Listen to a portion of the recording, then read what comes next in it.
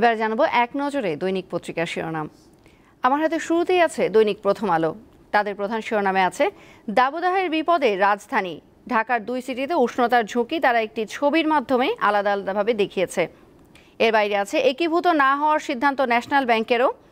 আরও আছে বিশ্ববিদ্যালয়ের সব পদ নীল দলের কবজায়। ঢাকা বিশ্ববিদ্যালয় শিক্ষক সমিতির নির্বাচন নিয়ে তার প্রতিবেদন করেছে। এরপর আমার হাতে আছে দৈনিক ইত্তেফাক।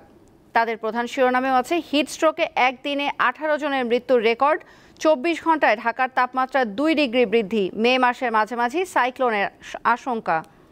এছাড়া আছে প্রধানমন্ত্রী ব্যাংকক থেকে দেশে ফিরছেন আজ, আর উপজেলা নির্বাচন নিয়ে তারা জানিয়েছে আচরণবিধি লঙ্ঘনের মহোৎসব চলছে।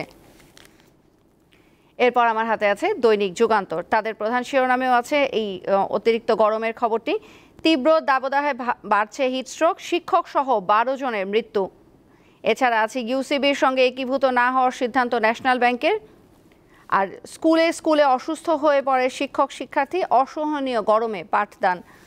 গরমের খবরটি মূলত সব পত্রিকায় মূল শিরোনাম হিসেবে এসেছে। এরপর আমার হাতে আছে দৈনিক কালের কণ্ঠ।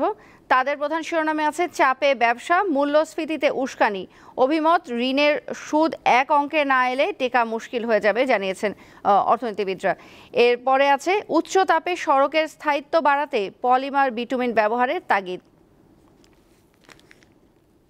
এরপর আমার হাতে আছে দৈনিক বণিক বার্তা। তাদের প্রধান শিরোনামে আছে আইওসির চেয়ে বেশি সফল রাষ্ট্রায়ত্ত কোম্পানি, অনুসন্ধান ও গ্যাসকূপ খননে 23 বছরে রাষ্ট্রায়ত্ত কোম্পানিগুলোর বিনিয়োগ মাত্র 7,000 কোটি টাকা।